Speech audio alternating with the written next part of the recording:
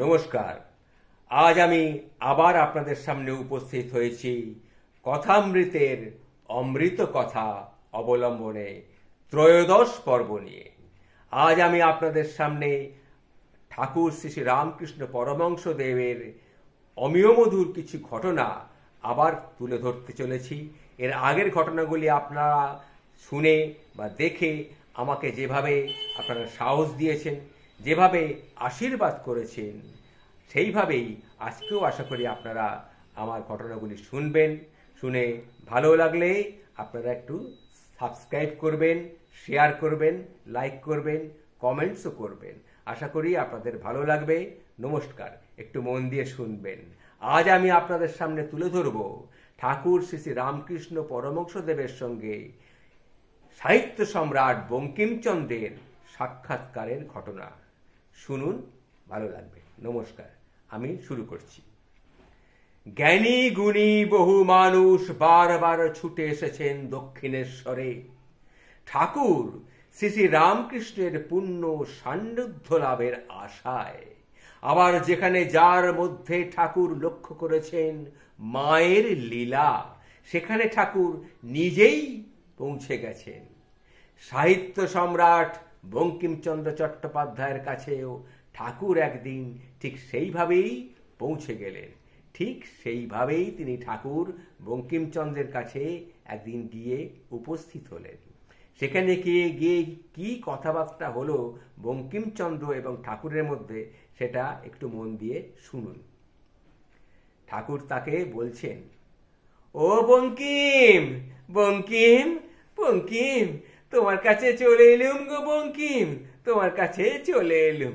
তা তুমি কি রাগ করলে নাকি গা? তখন বঙ্কিমচন্দ্র বলছেন, আরে আরে আসুন আসুন আসুন, না না, আমি রাগ করবো কেন, রাগ করবো কেন? বরং আপনার পদধূলিতে আমার কুঠির ধন্য হলো। আপনার কথা কিন্তু আমি অনেক শুনেছি, আপনি অনেক শুনেছি। তখন ঠাকুর বলছেন, তা বঙ্কিম, তুমি আবার কিসের ভাবে বাঁকা গো?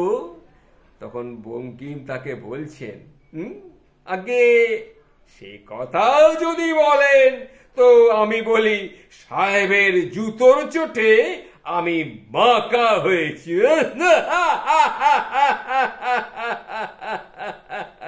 তখন ঠাকুর বলছেন, না না না না, ও কি কথা গা, ও কি কথা? শ্রীকৃষ্ণ শ্রীমতী রাধার প্রেমে বাঁকা হয়েছিলেন। তখন বঙ্কিমচন্দ্র বলছেন, তা যা বলেছেন, তা যা বলেছেন, তবে আমার হাতে কিন্তু বাঁশি নেই। আমার হাতে কিন্তু শ্রীকৃষ্ণের মতো বাঁশি নেই। তখন ঠাকুর তাকে বলছেন, তাতে কি হয়েছে গা, তাতে কি হয়েছে? তোমার হাতে যে জিনিসটি রয়েছে সেটাই বা কম কি?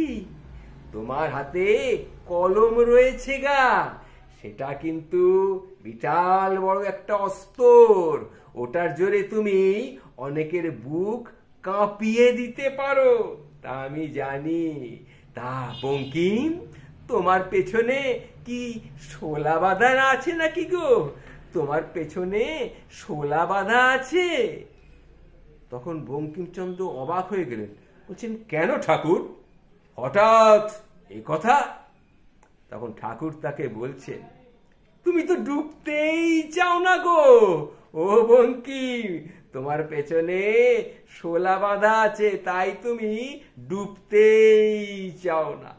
তখন বঙ্কিমচন্দ্র অট্টহাসিতে ফেটে পড়লেন। তা যা বলেছেন তা বটে, তা বটে, তবে তেমন ডুবতে আর পারি কই? ঠাকুর, আপনি কিন্তু বেশ মজা করে কথা বলতে পারেন। তখন ঠাকুর তাকে বলছেন, হেসনি গো বঙ্কিম, হেসনি, আমার কথাটা একটু মন দিয়ে শোনো। মানিক তো ভারী, কিন্তু জলে ভাসে না, সে থাকে গভীরে, তাকে ডুব পেতে গেলে ডুব যে দিতেই হবে গো। মানিক পেতে গেলে জলে ডুবতেই হবে, কি বলো? তখন বঙ্কিমচন্দ্র কিছুটা থমকে গেলেন। তিনি তখন বলছেন, তা আপনি ঠিকই বলেছেন, তা আপনি ঠিকই বলেছেন। তখন ঠাকুর গান ধরলেন, ডুব ডুব ডুব ডুব সাগরে আমার মন, ডুব ডুব ডুব ডুব সাগরে আমার মন, তলাতল পাতাল খুঁজলে, তলাতল পাতাল খুঁজলে পাবি রে মন রত্ন ধন, ডুব ডুব ডুব ডুব সাগরে আমার মন, ডুব ডুব ডুব ডুব সাগরে আমার মন, ডুব ডুব ডুব ডুব সাগরে আমার মন। জয় মা, জয় মা, জয় মা, জয় মা।